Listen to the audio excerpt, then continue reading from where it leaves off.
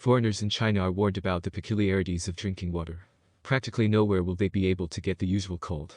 The restaurant will bring hot water. In offices and public spaces, there will be devices with warm water instead of coolers. Both in winter and in summer, the temperature of drinks will be at best 40-50 C, and often up to 100 C even at official meetings. Right up to the government meeting, hot water is poured into cups. Why do the Chinese drink boiling water everywhere? Hot water in China can be obtained everywhere. There are many devices in cities where you can buy it. You can ask in a cafe and even in a pharmacy, they will definitely bring it. Sometimes the Chinese use it to brew tea. But more often in the office, at work, on the street and even at a meeting, they drink just plain boiled water. It may seem strange to Russians, warm water may seem tasteless and even unpleasant. But the inhabitants of the Celestial Empire use it constantly. They even have a saying. Whatever problems there are from work to personal life, drink a hot drink and everything will pass. This tradition has been around for several millennia. And even during the years of the Communist Cultural Revolution, it was not cancelled. Moreover, one of the slogans of improving welfare was to provide all children with boiling water every day. The Chinese are taught to use warm liquids since childhood. The cup should be drunk after waking up, always sitting. Historians name several reasons for the love of the Celestial Empire for hot drinking water. One of them is the principles of national traditional medicine.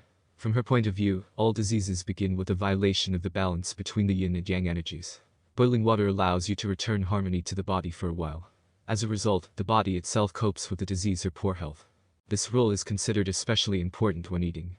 Adherents of traditional medicine cite as an accessible metaphor, an example of an attempt to wash greasy dishes with cold water. In their opinion, boiling water should be in the stomach before eating and directly during the meal.